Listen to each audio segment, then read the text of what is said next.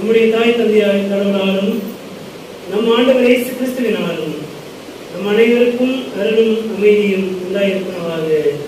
ஆமென். கண்களை மூடி ஆண்டவரை நோக்கி வேண்டிக் கொள்வோம். எல்லா நல்ல ஈவுகளுக்கும் ஆசீர்வாதங்களுக்கும் காரணராயிருக்கிற எங்கள் அன்பின் நல்ல கடவுளே, தாயும் தந்தையுமானவரே, இந்த அருமையான புதிய வாரத்தின் முதல் நாள் காலை வேளையிலே உம்முடைய திருமுன்னிலையிலே உம்முடைய பிள்ளைகளாக நாங்கள் கூடி வந்து உம்மை வழிபடவும் உம்முடைய வார்த்தையை கேட்கும் ஆண்டவர் எங்களுக்கு கொடுக்கின்ற நல்ல ஈவுகளுக்காக உங்களுக்கு நன்றி படைக்கிறோம். இப்பொழுது நாங்கள் கேட்க இருக்கின்ற திருவரையின் மறைவுகளை உம்முடைய ஆவியான வழியாக நாங்கள் விலகிக் கொள்ள எங்களுக்கு துணை செய்கிறார்கள். நற்செய்தியை தூய்மையான நற்செய்தியாய் பெற்றுக்கொள்ள ஆவியான வழியாக எங்களோடு பேசுகிறார்கள். இயேசு என்ற திருப்பெயரை முன்னிட்டு வேண்டுதல் செய்கிறோம் எங்கள் அன்பு நிறைந்த நல்ல கடவுளே. ஆமென்.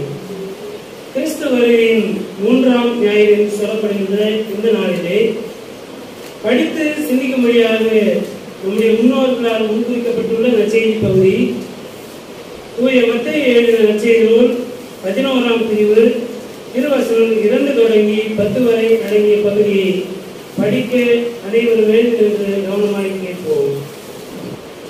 யோவான் சிறையில் இருந்தபோது மெசியாவின் செயல்களை பற்றி கேள்வியுற்று தம் சீடர்களை அவரிடம் அனுப்பினார்.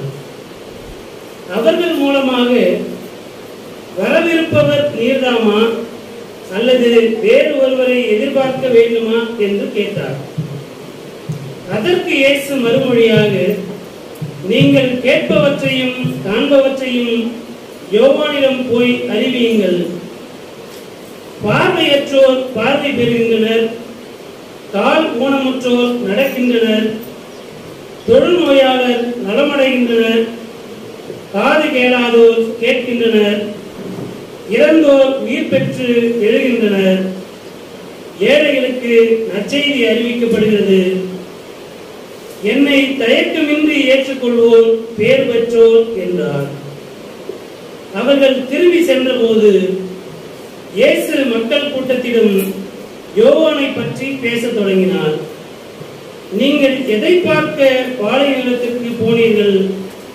காற்றினால் அசையும் நாணலையா?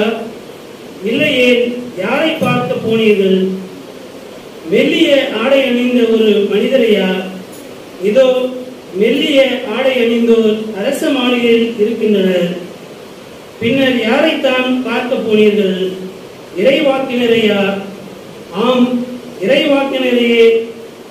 இறைவாக்கினரை விட மேலானவரையே என நான் உங்களுக்கு சொல்கிறேன். இதோ நான் என் தூதனை உமக்கு முன் அனுப்புகிறேன். அவர் உமக்கு முன் உமது வழியை ஆயத்தம் செய்வார் என்று இவரை பற்றித்தான் மறைநூலில் எழுதியுள்ளது என்றார் என்பவைகளே.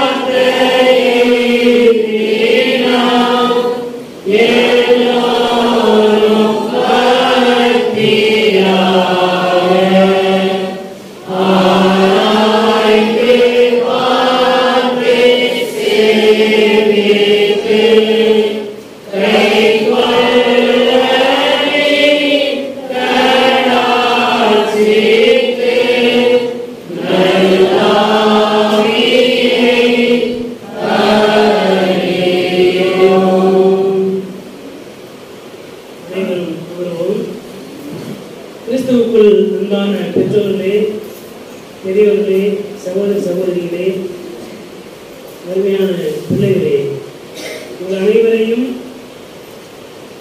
உலக மீட்பர் ஆண்டவர் இயேசு கிறிஸ்துவின் திருப்பெயராலே வாழ்த்துகிறேன். கிறிஸ்து வருகையின் காலங்களிலே உங்களை சந்திப்பதிலே மிகுந்த மகிழ்வடைகிறேன்.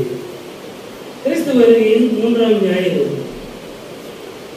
அடுத்த வாரம் கிறிஸ்து வருகையின் 4ஆம் ஞாயிறு கிறிஸ்துமஸ் பண்டிகைக்குள்ளாக செல்ல இருக்கிறோம். கிறிஸ்துவை குறித்து சிந்திக்கின்ற போதெல்லாம் யோவானை குறித்து சிந்திக்க வேண்டிய அவசியமும் இருக்கிறது. அப்படி சிந்திப்பதனாலே யோவானை இயேசு கிறிஸ்துவோடு ஒப்பிட வேண்டிய அவசியம் கிடையாது. அல்லது யோவானை குறித்து சிந்திப்பதனாலே யோவான் என்ன மீட்பரா என்ற கேள்வி எல்லாருக்கும் எழலாம். அது நியாயமானது. யோவான் மேசியா அல்ல. அதை நாம் பெரிய அளவில் கேள்வி எழுப்ப வேண்டிய அவசியம் இல்லை. ஏனென்றால் யோவானே அதை சொல்லியிருக்கிறார். நான் அல்ல, எனக்கு பின் ஒருவர் வருகிறார், அவருடைய நிதி அடியும் வாரை அவிழ்ப்பதற்கும் நான் தகுந்தவன் அல்ல என்று சொல்லி அவரே தன்னை தாழ்த்தி ஒப்பு கொடுத்த பிறகு அதை நாம் யாரும் கேள்வி எழுப்பவோ விமர்சனம் செய்ய வேண்டிய அவசியம் கிடையாது. இன்னைக்கு நாம் வாழ்கின்ற கிறிஸ்தவ சூழலிலே அந்த கேள்வி எழுப்ப வேண்டியது நமக்கு அவசியமாக இருக்கிறது. ஏனென்றால் திருச்சபையிலே ஆகட்டும், நம்முடைய திருச்சபையாகட்டும், வேறு எந்த திருச்சபையாக இருக்கட்டும், இயேசு கிறிஸ்துவை விட மற்ற எல்லாரையுமே மேசியாவாக பார்க்கின்ற ஒரு மனநிலை திருச்சபையில் இருக்கின்ற மக்களுக்கு இருக்கிறது. பெண்களிலே பிறந்தவர்கள் யோவானை விட பெரியவங்க யாருமே கிடையாது. ஆனாலும் நமக்கு ஒரு அங்கீகாரத்தை ஆண்டவர் கூறுகிறார். அந்த அங்கீகாரம் என்னவென்றால், என் பெயரை அறிந்து என் மீது நம்பிக்கை வைக்கிறவர் பின்னரசிலே யோவானை விட பெரியவராக இருக்கிறார். வசனம் இருக்கா இல்லையா? பெண்களில் பிறந்தவர்களே யோவானை விட பெரியவர் இல்லை, பின்னரசிலே பங்கேற்கிறவர் யோவானை விட பெரியவராக இருக்கிறார். பின்னரசிலே பங்கேற்பதற்கு நாம் நம்மை தகுதிப்படுத்திக் கொள்ள வேண்டும். யோவானுடைய வார்த்தையை நாம் முதலாவது மனதிலே கொள்ள வேண்டும். ஆண்டவர் இயேசு திருமுழுக்கு பெற வருகின்ற போது அதற்கு முன்பு வரையிலும் யோவான் பார்க்கின்ற இடங்களெல்லாம் பேசுகிறார். இரியன் பாம்பின் குட்டிகளே, வரும் கோபத்திற்கு தப்பு வைத்துக் கொள்வதற்கு உங்களுக்கு வகை காட்டுகிறார். மனம் திரும்புங்கள், விண்ணரசு அருகிலே இருக்கிறது, மனம் திரும்பி திருமுழுக்கு பெற்றுக் கொள்ளுங்கள் என்று சொல்லி வனாந்தரத்திலே கூப்பிடுகின்ற சத்தமாக யோவான் செயல்படுகிறார். யோவானின் வார்த்தை மனம் திரும்புங்கள், திருமுழுக்கு பெறுங்கள், விண்ணரசு அருகில் இருக்கிறது. மனம் திரும்பி திருமுழுக்கு பெற்று மெசியாவை ஏற்றுக்கொண்டால்தான் விண்ணரசிலே பங்கேற்க முடியும். என்னை தயக்கமின்றி ஏற்றுக்கொள்பவர் விண்ணரசிலே இருப்பார். பாக்கியவான்கள், பேர் பெற்றவர்கள். விண்ணரசுக்குள்ளே நாம் நுழைவதற்கு தகுதியாக இருந்தால்தான் நாம் பேர் பெற்றவர்கள். ஆண்டவர் இயேசு ஊழியத்தை தொடங்குகின்ற போது மத்தேயு 5ஆம் பிரிவு 3 முதல் 10, 11 வசனம் வரை அடங்கியிருக்கின்ற வசனங்களிலே பீஆட்டிட்யூட்ஸ் என்று சொல்லுவார். ஆசீர்வாத வசனங்கள். அங்கே எல்லாமே பேர் பெற்றவர்கள், பாக்கியவான்கள். அந்த பாக்கியவான்கள் என்ற வார்த்தையை பயன்படுத்தாமல் ஏன் பேர் பெற்றவர்கள் என்ற வார்த்தையை பயன்படுத்துகிறேன் என்றால், பாக்கியவான் என்பது மேஸ்குலின் ஜெண்டர், ஆண் பால் சொல். பேர் பெற்றவர்கள் என்பது காமன் ஜெண்டர், பொது பால் பெயர்.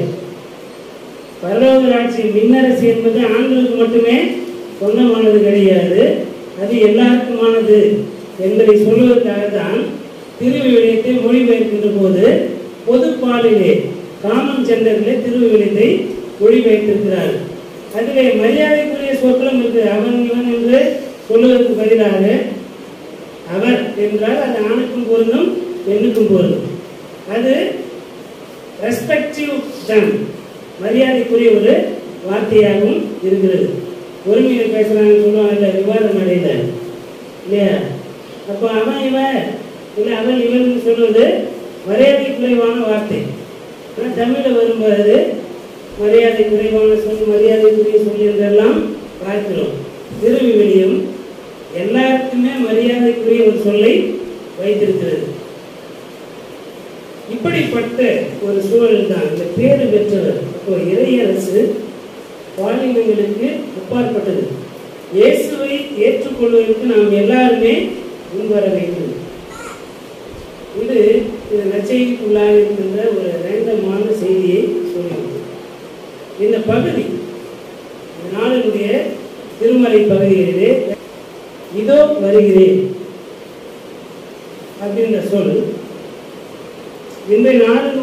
கருப்பொருளாக இருக்கின்ற ஆண்டவர் இயேசு, அவருக்கென்று வழியை ஆயத்தம் பண்ணுகின்ற யோவான். இவர் 2 பேருக்குமே எழுதப்பட்டிருக்கு. திருப்பாடல் 40 பார்த்தோமானால், இதோ வருகிறேன்,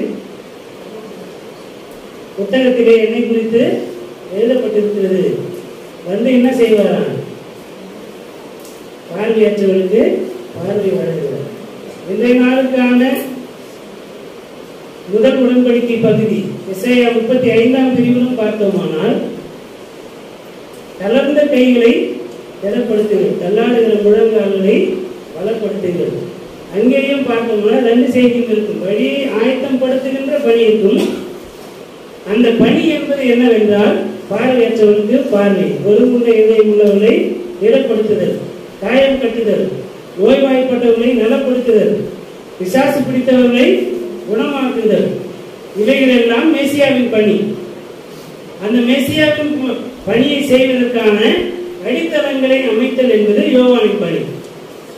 மல்கியா 3 பிரிவு, மலாக்கி இறைவாக்கினர் நூல் 3 பிரிவினை பார்த்தோமானால், எலியா மீண்டும் வருவான் என்று சொல்லி எழுதப்பட்டுள்ளோம். அந்த எலியா யார் தான்? அந்த எலியா யாரு? சத்தமா சொல்லுங்க. யோவான். திருமுழுக்கு யோவானை குறித்து தான் அங்கே சொல்லப்பட்டிருக்கிறது. யோவானுக்கு இன்னொரு பெயர் என்னவென்றால் 2ஆம் எலியா. எலியா எதையெல்லாம் செய்தாரோ அதையெல்லாம் யோவான் செய்தார். என்ன செய்தார்? ஒரு ஏழை விவசாயி கொஞ்சோண்டு ஒரு நிலம் வச்சிருந்தாங்க. அந்த நிலத்தை அரசு என்ன பண்றாங்க? அந்த விவசாயி அதை திராட்சை தோட்டமாக வைத்துக் கொண்டிருக்கிறார். அதிகாரத்தில் இருக்கின்ற ஆகாப்பும் எசபேலும் அதை கீரை கொள்ளையாக்கும் வழிக்கு கொடுத்தது. நாபோத்துக்கு அது வாழ்வாதாரம், எசபேலுக்கு அது பொழுதுபோக்கு. புரியுதா? வாழ்வாதாரத்திற்காக வைத்திருக்கின்ற இடத்தை, அது தன்னுடைய குடி உரிமை, சொத்து, வாரிசு உரிமை, தன்னுடைய மூதாதையர்கள் வேர்வை சிந்தி தனக்கென்று ஒரு நிலத்தை வாங்கி அதை பாதுகாத்து பிள்ளைகளுக்கும் பிள்ளைகளுடைய பிள்ளைகளுக்குமாக அதை வாரிசு சொத்தாக கொடுத்து வைத்திருக்கிறார். அதை தன்னுடைய அதிகாரத்தை தவறாக பயன்படுத்தி எசபேலுமாக அந்த நிலத்தை பிடுங்கிக் கொள்கிறார். அதை நேருக்கு நேரம் என்ன பண்ணாரு? எலியா கண்டித்தார். ஒருவருடைய வாழ்வாதாரத்தை அழிக்கிறீர்கள், உங்களுடைய பொழுதுபோக்கிற்காக இன்னொருவருடைய வாழ்வாதாரத்தை அழிக்கிறீர்கள். அழிப்பதால் மட்டுமல்லாமல் அந்த வாழ்வாதாரத்தை பிடுங்குவதற்கு அவன் தடையாக இருக்கும் போது அவனையுமே கொலை செய்கிறீர்கள். கொலை செஞ்சுட்டீங்க. எந்த இடத்திலே நாபோத்தினுடைய ரத்தம் சிந்தப்பட்டதோ அதே இடத்துல உங்களுடைய ரத்தம் சிந்தப்படும். நாபோத்தினுடைய ரத்தமாச்சு மண்ணோடு மண்ணா போயிடுச்சு. ஆனால் உங்கள் ரத்தத்தை நாய்கள் நக்கும் என்று சொல்லி அநீதியை பகிரங்கமாக கண்டிக்கின்ற பணியை யார் செய்தது? யார் செஞ்சது? யார் செஞ்சது? எலியா இறைவாக்கினர் செய்தார். 1 அரசர்கள் நூல் 21ஆம் பிரிவிலே இந்த நிகழ்வு எழுதப்பட்டிருக்கிறது. புது உடன்படிக்கையிலே பார்த்தோமானால் யோவான் என்ன செய்தார்? ஏன் அவர் சிறையில் இருக்கிறார் என்றால்,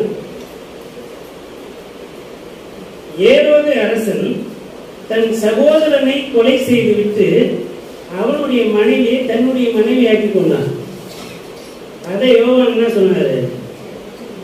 ஏண்டா இப்படி அடுத்தவன் மனைவியை அபகரிக்கிறியே அப்படின்னு சொல்லி கண்டித்தார்.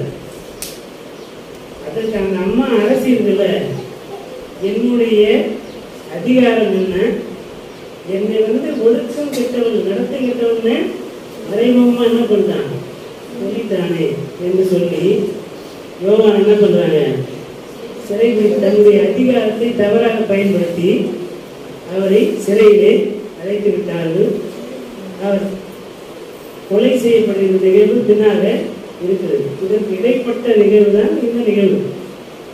இன்றைக்கும் திருச்சபையாகட்டும் சமூகமாகட்டும் பத்திரிகையாளர்களை கொலை செய்வது நடக்குதா இல்லையா?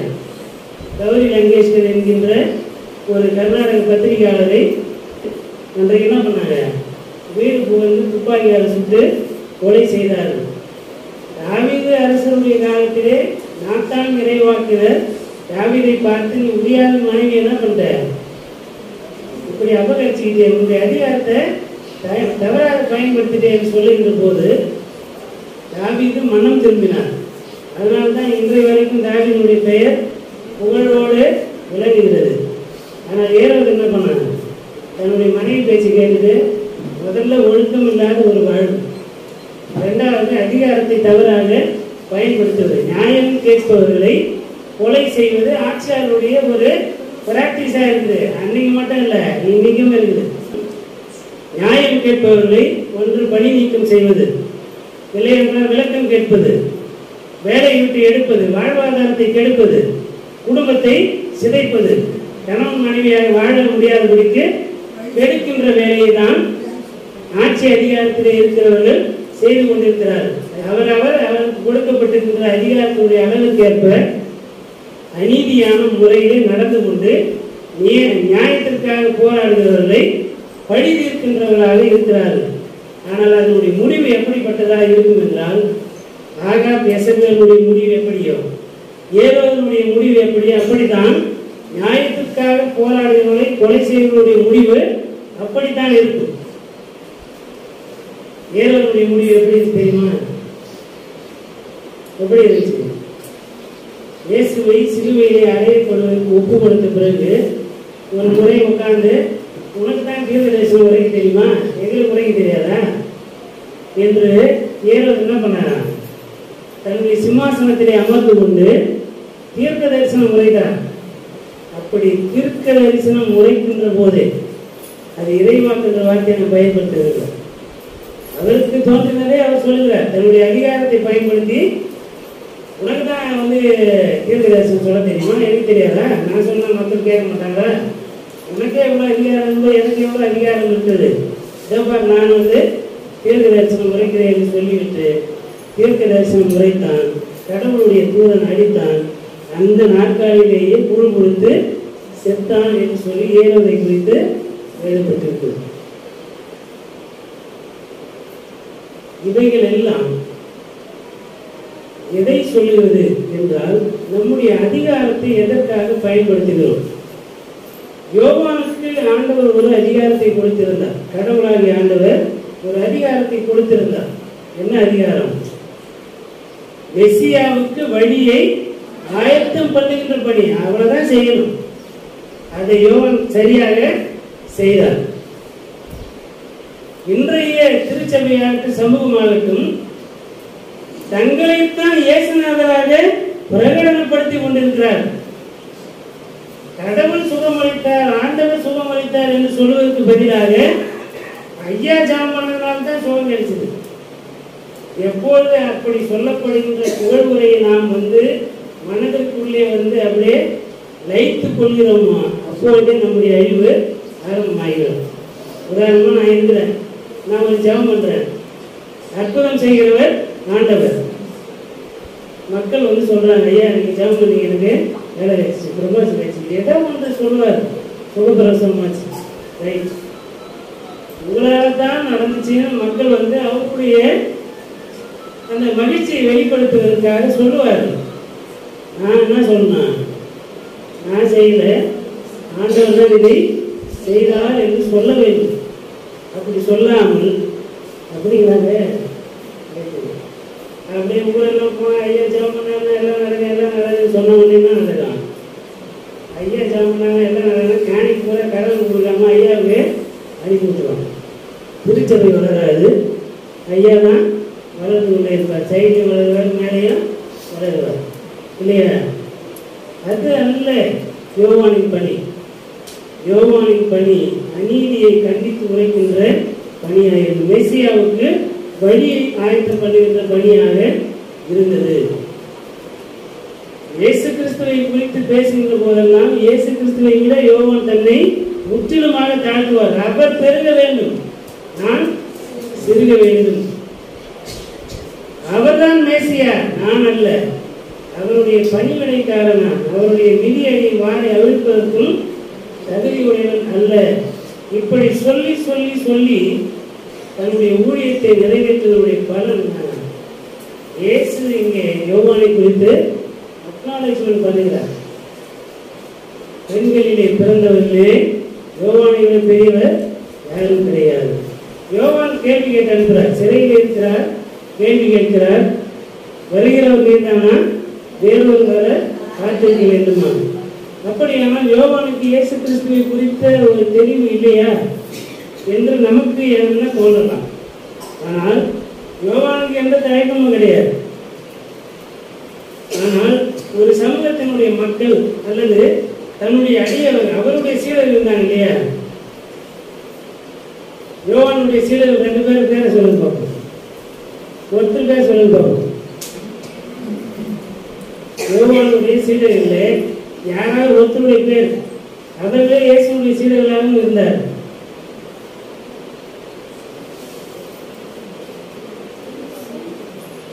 சொல்லுங்க. பிலிப்பு, அந்திரேயா. பிலிப்பும் அந்திரேயாவும் யாரு? Originally they are disciples of John the Baptist. அது யோவானுடைய சீடர்கள். யோவானை சந்தித்து விட்டு அங்கே திருமுழுக்கு கொடுத்த பிறகு இவர்தான் உலகத்தின் பாவத்தை சுமந்து தீர்க்கிற இறைமறி என்று சொன்ன உடனே யோவானின் சீடர்களாக இருந்த இவர்கள் இயேசுவை பின்தொடர்ந்து போகிறார்கள். யோவான் அதிகாரத்தில் படிக்கிறார். இப்படி இந்த சீடத்துவத்தில் இருக்கின்ற மக்களுக்கு ஒரு ஐயம். இதுவரைக்கும் நம்ம ஒருவரை தலைவராக மதித்து வைத்திருக்கிறோம். இவரை பெரியவர் தான் அவரை சொல்றாரு. யார் தான் பெரியவங்க? இவரை விட்டு போகும் மனசு இல்லை, ஆனால் அவரை பின்தொடர வேண்டிய அவசியம் இருக்கிறது என்ற நிலையிலே வருகிறவர் நீதானா, இல்லை வேறொருவர் வர காத்திருக்க வேண்டுமா? ரெண்டாவது, ஒவ்வொரு மனிதருக்கும் 2 முகம் இருக்கும். எனக்கு 2 விதமான ஆளுமை இருக்கும். ஒரு அரசன் இருக்கிறார் அப்படின்னா அவருக்கு முக்கியமான பணி, அவருடைய பணியை வகுக்க வேண்டுமானால் 2 பணி. ஒன்று நீதி நிலைநாட்டுகின்ற பணி, மக்களை காக்கின்ற பணி. ஒருவர் அடிபட்டு கிடக்கிறார். நிறைய எல்லாருமே திரைப்படங்கள், கதைகள், நாடகங்கள் என்ன பண்றான் பார்க்கலாம் இல்லையா? பார்க்கறது யாருமே சொல்ல முடியாது. ஒரு நிகழ்வு, ஒருவன் இன்னொரு நபரை அடித்து விடுகிறான். அடிச்சுட்டான், ரத்த வெள்ளத்தில் இருக்கிறான். இப்போ அந்த ரத்த வெள்ளத்தில் இருக்கிறவனுக்கு நீதி செய்யணும். என்ன செய்யணும்? குற்றவாளியாக இருக்கிறவனுக்கு நீதி செய்யணும். என்ன செய்யணும்? முதலாவது முதலுதவி செய்யணும். அதன் பிறகுதான் போய் அவனை போய் அடிச்ச துன்பப்பட்டுனா அவங்கள்ட்ட போய் நியாயத்தை கேட்கணும். 2மே அவசியம். அப்போ இங்கே அடிபட்டவன் ரத்த வெள்ளத்தில் இருக்கும்போது அவனுக்கு காயம் கட்டுற வேலையை விட்டுட்டு அடித்தவன்கிட்ட போய் நம்ம நியாயம் விசாரிச்சுருந்தோம்னா என்ன நடக்கும்? என்ன நடக்கும்? ரத்த வெள்ளத்தில் இருந்தா குத்துவில்லை என்ன ஆயிடுவான்? செத்து போயிடுவான். அதுக்கப்புறம் அவன்கிட்ட போய் நியாயம் கேட்டாலும் பதினாலே பயன் கிடையாது. அதை தான் நான் செய்வேன். என்ன செஞ்சாரு பாரு, நேரடியா போய் அவன் தலைமை ஆசாரியன் போய் என்ன பண்ணல, நீ ஏன் அவங்கள தீட்டு ஒதுக்கி வச்சுக்கிறான்னு போய் என்ன பண்ணல கேட்கவில்லை. முதலாவது ஆண்டவரை என்ன பண்ணாரு, பார்வையற்றவனுக்கு நீ ஏன் ஊருக்குள்ள போகாம வெளியே இருக்கிற, பார்வையற்றவன் கோயிலுக்குள்ள வரக்கூடாதுன்னு சொல்றாங்க. அப்ப என்ன பண்ணணும், நீ ஏன் அவன் கோயிலுக்குள்ள வரக்கூடாதுன்னு போய் கேட்டா அவன் திரும்பி சட்டத்தில் இப்படி இருந்துன்னு சொல்லுவான். உனக்கு பார்வை இல்லாதான் பிரச்சனை, இந்த பார்வையை பெற்றுக்கொள். கண்கள் திறக்கப்படுவதாக என்றால் கண்கள் திறந்தது. எப்பத்தா என்றால் கண்கள் திறக்கப்பட்டது. அவன் என்ன பண்ணான், போயிட்டு ஊருக்குள்ள கோயிலுக்குள்ள சுகம் பெற்றதை அறிவித்து ஆண்டவருடைய பெயரை மாற்றிப்படுத்தினான். தோல் நோயாளர் இருந்தார். நீ ஏன் ஊர் வெளியேங்க சுத்திட்டு இருக்கிற, எல்லையோரங்களில் எல்லையோரங்கிறது இப்போ நம்ம சொன்னோம்னா எப்படி சொல்லலாம், கள்ளத்தோட்டம். ஊருக்குள்ளே வாழ முடியாதவன், நல்லா இருக்கிறவன் கூட ஊரில் இருக்கிறவன் பைத்தியக்காரன் சொல்லி என்ன பண்ணிருந்தான். சில பேர் கள்ளத்தோட்டத்திலே திரும்பி இருப்பான். நல்லதான் இருப்பான். ஆனால் இந்த சமூகம் மட்டுப்படுத்தி பேசி பேசியே அவன் ஏதோ நம்மெல்லாம் ஊருக்குள்ள வாழ தகுதி இல்லாதவன் போல அப்படின்னு நினைச்சிட்டு ஊருக்கு வெளியே சுத்திக்கிட்டு இருப்பான். தோல் நோயாளர்கள் அப்படி இருந்தார். ஊருக்கு வெளியே எல்லைப்புறங்களில் தீரு சீதோன் எல்லைகளிலே இருந்தார். எல்லைகளிலே இருந்தாருன்னா மார்ஜினலைஸ்டு பீப்புள், அப்ரெஸ்டு பீப்புள், ஒடுக்கப்பட்ட மக்கள். எப்படி ஒடுக்கப்பட்டார்கள்? தோல் நோயாளர்கள் எல்லாம் தீட்டானவர்கள். ஓசையினுடைய சட்டத்தின்படி அவர்கள் கோயிலுக்குள்ளே வரக்கூடாது, ஊருக்குள்ளே இருக்கக்கூடாது. ஊரத்தில் வரும்போதே யாராவது வந்து இங்கே தூரத்தில் இருக்கிற அந்த நபர் வந்து தோல் நோயாளர் என்பது இங்கே இருக்கிறவங்க தெரியல, இந்த வழியாக போகிறோம் அப்படின்னா அவங்க என்ன பண்ணான்? தீட்டு நம்ம முகத்தெல்லாம் மூடிக்கிட்டு என்ன பண்ணான்? ஓடி போயிடணும். ஊருக்குள்ளே வரக்கூடாதுன்னு கோயிலுக்குள்ள என்ன பண்ண முடியாது, வர முடியாது. அப்படிப்பட்ட மக்களை உனக்கு என்ன பிரச்சனை? கோயிலுக்குள்ள போக முடியாது. ஏன் போக முடியாது? ஓசையினுடைய சட்டம் சொல்லுங்கன்னு இந்த ஐயர்மார்கள் பிஷப் என்ன பண்ணுறாங்க, சொல்கிறாங்க. அப்படியா? உங்களுடைய தோல் நோய் நீங்க கடவுள் தொட்டா தோல் நோய் நீங்கியது. அவங்க கோயில் ஆசாரியன் போய் காமிச்சிட்டு கோயிலுக்கு போக ஆரம்பிச்சாங்க. இதுவரைக்கும் தங்களுடைய அதிகாரம் தான் பெரியது என்று நினைத்து கொண்டிருந்த ஆசாரியர்களுக்கும் தலைமை ஆசாரியருக்கும் இயேசு மீது பொல்லாத கோபம். பாவங்களை மன்னிப்பதற்கு இவர் யார்?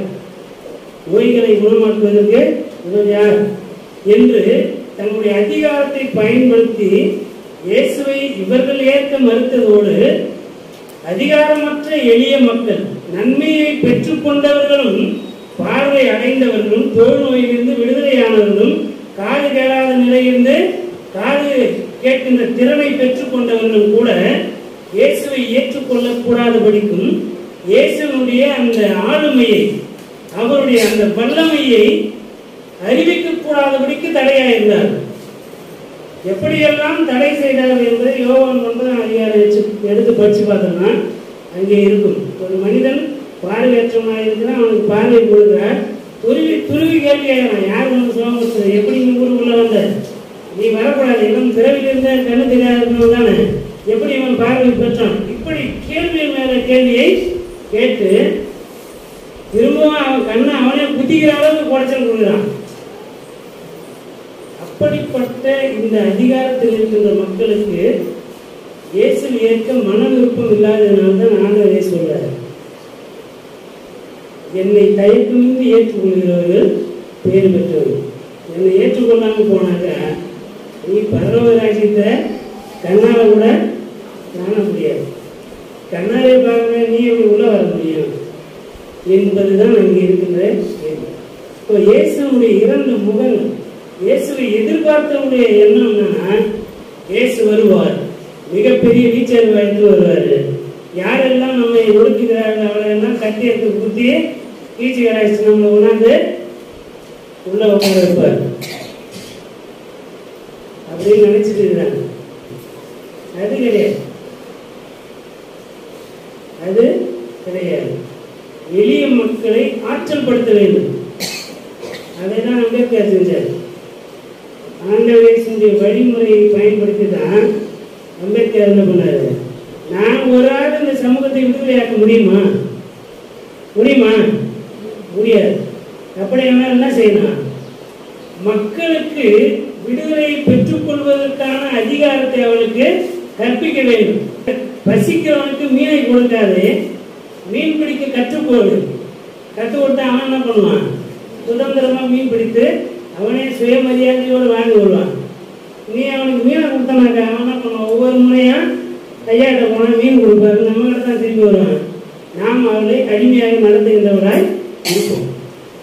ஆனால் ஆண்டவர் இயேசு வாழ்வாதாரத்தை வளப்படுத்துகின்ற ஆண்டவர், விடுதலையை பெற்றுக்கொள்வதற்கு ஆற்றல் அளிக்கின்றவராய் இருந்தார். அதை தான் ஆண்டவரை செய்தார். நான் ஒருவன் மாத்திரமே மெசியாவாக எல்லாவற்றையும் செய்து நினைக்கிறீங்க. நீங்கள் விடுதலையின் சிந்தனையை நீங்கள் என்ன பண்ணணும்? தரித்துக் கொள்ள வேண்டும். விடுதலை என்றால் என்னவென்று முதலாவது தெரிந்திருக்க வேண்டும். நாம் அடிமையா இருக்கிறோம் என்கின்ற உணர்வு நமக்கு இருந்தால்தான் நாம் விடுதலையே பெற முடியும். ஒருவன் அவன் அடிமையா இருக்கிறான் என்பதை அவனுக்கு முதலாவது உணர்த்து, அதை உணர்கின்ற போது அவனுக்கு கோபம் வரும். கோபம் வந்துச்சுன்னா அவன் என்ன பண்ணுவான்? தன்னுடைய விடுதலைக்காக போராடுவான். போராடினால் விடுதலை அங்கே வளர்த்து விடும். இதை சொன்னது யாருன்னா அம்பேத்கர். அடிமையா இருக்கிறவனுக்கு அடிமையா இருக்கிறா என்பது முதலாக என்ன பண்ணான்? உணர்த்தணும். இந்த வழிமுறை எங்கே அவர் கற்றுக்கொண்டார்னா ஆண்டவர் இயேசுவிடத்திலே கற்றுக்கொண்டார். அவரே போய் 7வது இடத்திலே கட்டி சுத்துகின்ற வேலை என்ன பண்ண செய்யவில்லை. மாறாக மக்களை ஆற்றல் படுத்தினார். சமயம் உன்னை ஒடுக்கி வைத்திருக்கிறதா? எந்த சமய சட்டத்தின் கீழ் நீ ஒடுக்கப்பட்டிருக்கிறாயோ அந்த சட்டத்திலிருந்து விடுதலையாக்குவதற்கு ஆண்டவர் அவர்களை ஆற்றல் படுத்தினார். பார்வையற்றவனாய் இருப்பதனாலே உனக்கு கோயிலுக்குள்ள போக அதிகாரம் இல்லைன்னா நான் உனக்கு என்ன பண்றேன்? பார்வை கொடுக்கிறேன். பார்வையை பெற்றுக்கொள். கை நீட்ட முடியாதனால கோயிலுக்குள்ள போக முடியாது. கை நீட்டுகிறவனாய் உழைப்பதற்கு ஆற்றல் இல்லாதனால இன்னொருவனை சார்ந்து வாழ நிலை இருக்கிறதா? எழுந்து நட. உன் கையும் பிரயாசத்தில் நீ வாழும்படிக்கு உன் கைகளை நீட்டு. தோல் நோய் இருப்பது உனக்கு தடைய? ஊருக்குள்ள போக முடியா? போ. உன்னுடைய தோல் நோய் நீங்க ஊருக்குள்ள போய் மகிழ்ச்சியா மக்களோடு மக்களாக ஐக்கியத்திலே வாழு. மாதவிடாய் நிமித்தமாக பாதிக்கப்பட்டிருந்த பெண்களை ஆண்டவரை சின்ன பண்ணாரு. நான் உன்னை தொட்டாக அதிக ஏதாவது சொல்லிடுவான். புரியுதுங்க? ஒரு சுகம் அளிப்பதற்காக ஆண்டவரே அந்த பெண்ணை தொட்டிருந்தாருன்னா கூட அதுக்கு ஒரு குத்தம் சொல்லி அந்த ஆள் தொடர அளவுக்கு இந்த பொண்ணுக்கு நம்ம ஆளுக்கு என்ன உறவு சொல்லுகின்ற மக்களாக தான் இருக்கணும். ஒரு பொண்ணு ஒரு பையனை பேசிட்டாலே என்ன பண்றான்? நடத்தை கெட்டவர் என்று வாய் பூசாமல் சொல்லிட்டு போயிடும். இப்படிப்பட்ட சமூகத்திலே நான் ஒன்று தொட்டா அவன் எதெல்லாம் சொல்லுவான். ஓரமாக விளிம்பிலே வஸ்திரத்தின் விளிமை தொட்டு அந்த பெண் சுகம் பெற்று எல்லாருக்குமான விடுதலையை பெற்றுக் கொடுக்கிறார். எதையெல்லாம் இந்த சமூகத்திலே விடுதலைக்கு எதிரானதாக இருக்கிற எல்லாவற்றையும் ஆண்டவர் உடைத்தெறிந்தார். எல்லாருக்கும் வாழ்வை கொடுத்தார். வாழ்வாதாரத்தை ஏற்படுத்தினார். இவைகள் எல்லாம் போய் பார்த்துட்டு நீங்கள் கண்டவைகளை போய் யோவானுக்கு சொல்லுங்க. அப்போ மேசியா என்றால் அரசராக வருவார். அரசராக வந்தால் குதிரை மீது வருவார். வருகின்ற போதே கேடயத்தையும் மார்பதக்கத்தையும் அரைக்கச்சையும் தலை சீராவையும் அணிந்து கொண்டு பெரிய வாள் எடுத்து வருவார் என்று எதிர்பார்த்திருந்த சமூகத்திற்கு எளிமையானவராய் கழுதையின் மீது ஏறி வருகின்றவராய் தாழ்மையின் அடையாளத்தோடு சாந்த குணம் உள்ளவராய் பார்வையற்றவர்களுக்கு பார்வை வழங்குகின்றவராய் பசியுற்றோருக்கு உணவளிக்கின்றவராய் உடையில்லாதவருக்கு உடையளிக்கின்றவராய் சிறையிருப்பில் இருந்தவர்களுக்கு விடுதலை அறிவிக்கின்றவராய் நோய்வாய்ப்பட்டவர்களுக்கு நோய்களை நீக்குகின்றவராய் ஆண்டவர் இயேசு வந்தார். அப்ப அதிகாரத்தை நோக்கி இருக்கின்ற மக்கள் பார்க்கின்ற மேசியாவாக அல்ல, ஆற்றலற்ற மக்களுடைய மேசியாவாக ஆண்டவர் இயேசு தம்மை பிரதிபலிக்கிறார், வெளிப்படுத்துகிறார். பவர் பாலிடிக்ஸ் பண்றவங்க இயேசுவை மேசியாவாக பார்க்க தெரியல. பதவி நோக்கி ஓடிக்கொண்டே இருக்கிறவங்க இயேசுநாதர் தமிழ்ல தெரிவதே கிடையாது. வாழ்வாதாரமே கேள்விக்குறியோடு இருக்கின்ற மக்களுக்கு எல்லாவற்றையும் விட பெரிதாக ஆண்டவர் இயேசு அவருக்கு தெரிகிறார். எனவேதான் இயேசுவை எளிய மக்கள் மேசியாவாக அடையாளம் கண்டு கொண்டார்கள், அங்கீகரித்தார்கள், ஏற்றுக்கொண்டார்கள். அதை உலகமெல்லாம் சென்று பிரசங்கித்தார்கள். அதைத்தான் பவுலும் செய்தார். அதைத்தான் இன்றைக்கு நாம் செய்து கொண்டிருக்கிறோம். யோவானை விட ஒரு படி நாம் மேலே உயர்ந்த நிலையில் இருக்கிறோம். எப்பொழுது தெரியுமா? ஏன் என்று தெரியுமா? யோவான் பார்க்க முடியாமல் போன மேசியாவுடைய ஆளுமைகளை எல்லாம் நாம் கண்டிருக்கிறோம். நாம் அந்த அற்புதங்களை பெற்றிருக்கிறோம். அந்த வல்லமையை நாம் கண்ணார கண்டிருக்கிறோம். அவருடைய அருட்செயல்களை நாம் நம்முடைய வாழ்க்கையிலே சுவைத்திருக்கிறோம். ஆமாவா இல்லையா? ஆமான்றவங்க அல்லேலூயா சொல்லுங்க. அல்லேலூயா. நம்முடைய வாழ்விலே ஆண்டவர் யோவானுக்கு தம்மை வெளிப்படுத்தியதை விட அதிகமாக நமக்கு வெளிப்படுத்தியிருக்கிறார். இயேசுவினுடைய அந்த முழு மாட்சியையும் யோவான் பார்க்கவில்லை, ஆனால் நாம் பார்த்திருக்கிறோம். அல்லேலூயா. அதை நாம் பிரசங்கிக்கிறோமா? அந்த மெசியாவினுடைய பண்புகள் நமக்கு இருக்கிறதா? பார்வையற்றவர்களுக்கு பார்வையாக நாம் இருக்கிறோமா? உடையில்லாதவருக்கு உடையளிக்கின்றவர்களாய் நாம் இருக்கிறோமா? நோய்வாய்ப்பட்ட மக்களுக்கு அவருடைய நோயிலிருந்து விடுதலை ஆவதற்கு நம்மால் இயன்றதை செய்கிறோமா?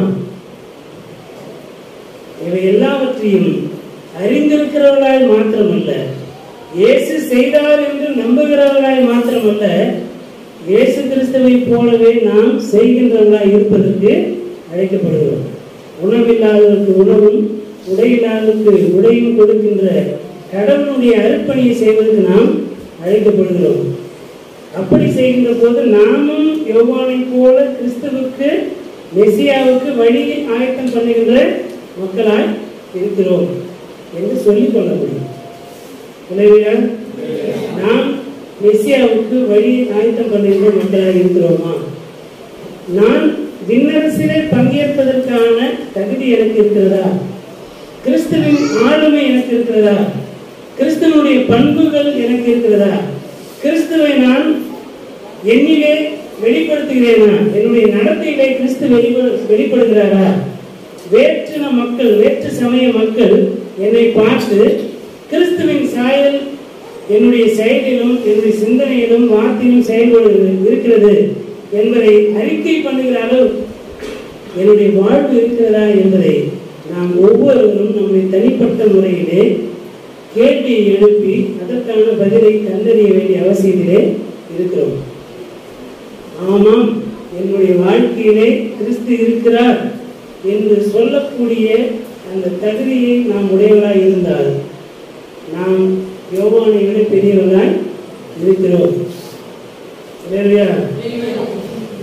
நாம் கிறிஸ்துவின் மனநிலை உடையவர்களாய் விடுதலை ஆக்குகின்ற பணியை செய்ய இந்த நாளிலே நம்மை நாம் ஒப்பு கொடுப்போம். 2 விதமான பட்டயங்கள் இருக்கிறது. ஒரு அரசன் எப்படி இந்த பக்கம் ஒரு விதமான பணி, மக்களை காக்க வேண்டிய பணி, இன்னொரு பக்கம் தீய சக்திகள் இல்லை அந்நிய நாட்டு படையெடுப்பு இவைகளிலிருந்து பாதுகாக்கின்ற பணி. கத்தி 2 விதமாக பயன்படுத்தலாம். ஒன்று குத்தி கொலையும் பண்ணலாம், இன்னொன்று அதை நேற்றாக பயன்படுத்தி பக்குவமாய் பயன்படுத்தி அறுவை சிகிச்சையும் செய்ய முடியும். நாம் எதற்கு அதை பயன்படுத்துகிறோம்? நாம் எந்த விதமான மெசியாவை அடையாளம் கண்டு கொண்டிருக்கிறோம்? மெசியா என்றால் அப்படியே சிம்மாசனத்தில் உட்கார்ந்து இருப்பார். நம்ம ஒரு பக்கத்தில் ஒரு சேர் எடுத்து போட்டு பக்கத்தில் உட்காந்து ஐயா பக்கத்தில் உட்கார்ந்தாலே அதுக்கு ஒரு பெரிய பாக்கியம் அப்படின்னு நினைச்சிட்டு உலகாங்கிதம் அடைகின்ற மக்களாக இருப்பதற்கு அல்ல. கிறிஸ்துவினுடைய நலப்படுத்தும் ஆற்றலை, வாழ்வளிக்கும் வல்லமையை மற்றவர்களும் பெற்றுக்கொள்வதற்கு நாம் கிறிஸ்துவை அவரிடத்திலே கொண்டு போய் சேர்க்கின்ற பணி செய்வதற்கு கிறிஸ்துவின் பணியாளர்களாய் வழியை ஆயத்தம் பண்ணுகின்ற யோவானின் பணியை செய்கின்ற மக்களாய், யோவானின் மனநிலை உடைய மக்களாய் இருப்பதற்கு இந்த நாளிலே அழைக்கப்படுகிறோம். வரலாற்றில் எத்தனையோ மனிதர்கள் அப்படி வாழ்ந்திருக்கிறார். சேகுவேரா, ஃபிடல் காஸ்ட்ரோ, உயிரை கொடுத்து விடுதலைக்காக போராடியவர் சேகுவேரா என்றால், நேக்கா பக்குவமான போராட்டத்தை நடத்தி அந்த நாட்டுக்கே குடியரசுத் தலைவராக இருந்தவர் ஃபிடல் காஸ்ட்ரோ இல்லையா? ரெண்டுமே போராட்ட பணிதான். நாம் போராட்டத்தை அறிவு சார்ந்து கிறிஸ்துவின் மனநிலையோடு மக்களை விடுதலையாக்க வேண்டும் என்கின்ற எண்ணத்தோடு நாம் பயணிக்கின்ற போதுதான் இறை அரசு இந்த மண்ணுலகிலே மலரும். ஒவ்வொரு காலகட்டங்களிலும் ஒவ்வொரு இடங்களிலே இறை அரசு இருந்து கொண்டுதான் இருக்கிறது. 27 ஆண்டுகள் நெல்சன் மண்டேலா கத்தி சுத்தல சிறையிலே போய் பசியும் பட்டினியுமா இருந்து 27 ஆண்டுகளுக்கு பிறகு என்னவா இருந்தார்? ஆப்பிரிக்க நாட்டினுடைய அதிபராக இருந்தார். இவர்கள் எல்லாம் ஒரு முன்மாதிரிகள். ஒடுக்கப்பட்ட மக்களுடைய விடுதலைக்காக தன்னுடைய வாழ்வை இழந்து போராடியவர்கள்.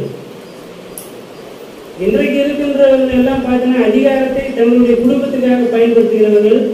அல்லது ஐயமார்கள் சொன்னாங்க, தங்களுடைய குடும்பம், மனைவி, பிள்ளைகள், குடும்பத்தின் மக்கள், உறவின் மக்கள் சார்ந்திருக்கிறவர்கள் பணத்திற்காக ஏதோ ஒரு நிலையிலே சுயநலனை மையப்படுத்தி தான் போராடி கொண்டிருக்கிறோமே தவிர வாழ்வுனாலே என்னவென்று தெரியாத மக்களுடைய வாழ்வுக்காக போராடுவது கிடையாது. ஒடுக்கப்படுகிறவனுடைய சார்பில் நின்று போராடுகிறோமா என்பதுதான் நமக்கு முன்பாக இருக்கின்ற கேள்வி. எனவே அந்த வழியை ஆயத்தப்படுத்துகின்ற மக்களாக இருப்பதற்கு நம்மை நாம் ஒப்பு கொடுப்போம். அப்படி செய்வதற்கு கடவுள் தம்முடைய ஆவியானவர் வழியாக நமக்கு ஆற்றல் வழங்குவார்கள். நம்மை நாம் ஞானத்தில் ஒப்பு கொடுப்போம். கடவுள் நாமே இந்த திருவாரத்தை நமக்கு ஆசீர்வாதம் தருவார்கள். கண்களை மூடி ஆண்டவரை நமக்கு வேண்டிக் கொள்வோம். எல்லா அருளுக்கும் ஆசீர்வாதத்தில் கூற்றாக இருக்கிற எங்கள் அன்பை நல்ல கடவுளை தாமின் தந்தைமானது, இந்த நல்ல நாளிலும் ஆண்டவரே உங்களுடைய வார்த்தையை நான் கேட்கும்படியாக எங்களுடைய செவிகளையும் எங்களுடைய மனதையும் திறந்தபடினாலே உங்களுக்கு நன்றி செலுத்துகிறோம். உங்களுடைய வார்த்தையினாலே எங்களை நிறைத்திருக்கிறேன். அதற்காக உங்களுக்கு நன்றிகளை இருக்கிறோம். கேட்ட இந்த வார்த்தையை நாங்கள் எங்களுடைய மனதிலே வைத்து அதன்படி நாங்கள் வாழ்ந்து எல்லா மக்களுக்கும் பயனுள்ளவர்களாக இருக்கவும், கிறிஸ்துவனுடைய ஆளுமையை வெளிப்படுத்தவும், கிறிஸ்து பிறப்பினுடைய மகிழ்ச்சியையும் கொண்டாட்டத்தையும் எல்லா மக்களோடு இணைந்து நாங்கள் கொண்டாடும்படியாக ஆண்டவர்களை ஆசீர்வதிக்கிறார்கள். கிறிஸ்துமஸ் தாத்தாவையும் ஆண்டவரை இந்த புற அடையாளங்களையும் கொண்டாடுகின்ற மக்களாக அல்ல, கிறிஸ்துவை கொண்டாடுகின்ற மக்களாக இருப்பதற்கு நாங்கள் கற்கவும் கற்பிக்கவும் ஆண்டவர் எங்களுக்கு உம்முடைய ஆவியின் பலன்களை தந்தருகிறார்கள். இம்மட்டும் எங்களை காத்த ஆண்டவர் இனியும் காத்துக் கொள்கிறார்கள். இந்த வழிபாட்டிலே பங்கேற்றிருக்கின்ற அனைத்து மக்களையும் ஆசீர்வதிக்கிறார்கள். சிறப்பாய் இந்த நாளிலே திடப்படுத்தின் வழியாக தங்களுடைய பெற்றோர்கள் ஆண்டவரே ஒப்புவித்த அந்த விசுவாச அறிக்கைகளை தங்களுடைய வாயினாலே பிள்ளைகளை அறிக்கை செய்யவும், திடப்படுத்தின் வழியாக தங்களை அர்ப்பணிக்கின்ற தங்களை ஒப்புவிக்கவும் ஆண்டவர் ஆற்றப்படுத்துகிறார்கள். எல்லாவற்றையும் திருக்கரத்தில் ஒப்புவிக்கிறோம். ஆண்டு கொண்டும் வயநிறுத்தும் பலப்படுத்தும் பாதுகாத்துக் கொள்ளும். இயேசு என்ற திருப்பெயரை முன்னிட்டு வேணும் செய்கிறோம். எங்கள் அன்பு நிறைந்த நல்ல கடவுளே, ஆமென். அனைத்து ஆற்றல் நிறைந்த நம்முடைய தாயின் தந்தைமான கடவுளுடைய அன்பும் நம்முடைய ஆண்டவர் மீட்பருமாக இயேசு கிறிஸ்துவுடைய அன்பும் அமைதியும் தூய ஆவியானவருடைய வல்லமையுள்ள பாதுகாப்பு பராமரிப்பும் மாறாத நித்திய உடன்படிக்கும் உறவும் வைக்கவும் ஞானத்தரும் இன்று வந்து எல்லா மனிதர்களும் நீடித்து நினைத்திருந்த வேணத்தை காப்பவார்கள். ஆமென்.